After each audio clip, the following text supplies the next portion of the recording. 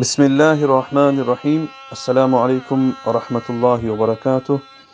An ode to the Prophet Muhammad, peace be upon him, by Mufti Ismail Satia.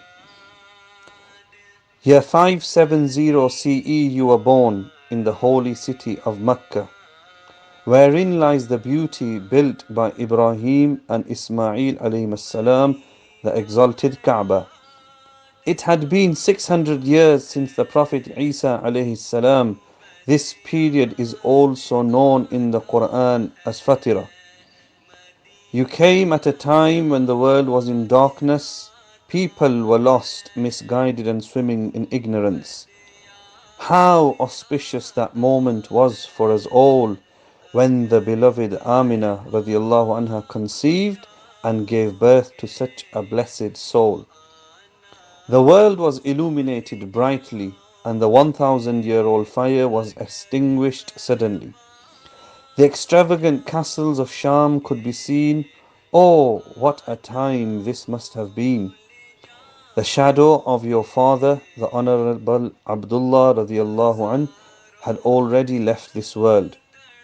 This was just the start of your hardships, through which you were tumbled and turned.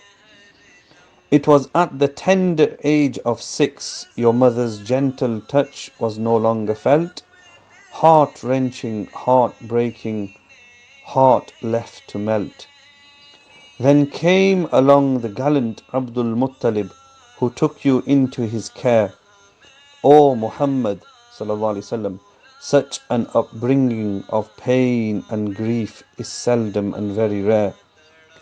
But Allah gives the most difficult of battles to those who are selected by Him and for His mission He chose. After a year or two, Abdul Muttalib met his Lord, ache upon ache. Such pain left you lonely and full of tears. But this was part of Allah's plan to make you strong and without fears.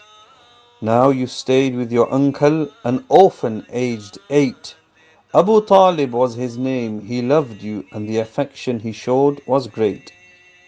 You herded sheep and became a shepherd.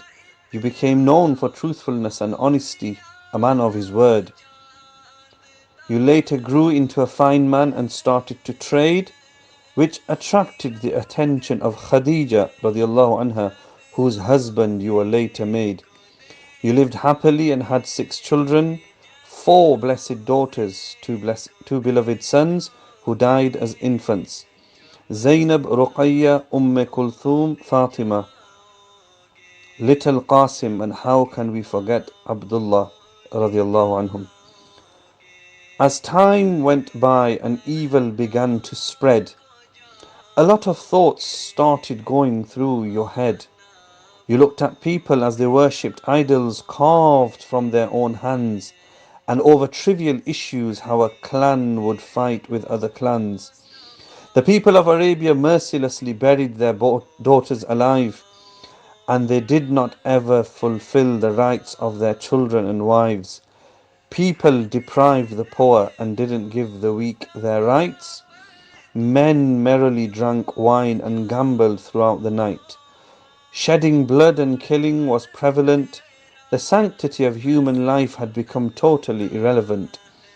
Little did they know how their lives were about to be turned as the light of prophethood shone, glimmering bright like a lantern you burned. One day in Mount Hira, as you were meditating, an angel descended and started communicating.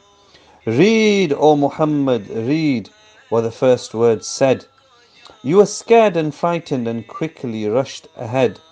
Upon reaching home, sweating and panicking, you screamed, "Oh Khadija, wrap me quick, a large blanket, warm and thick."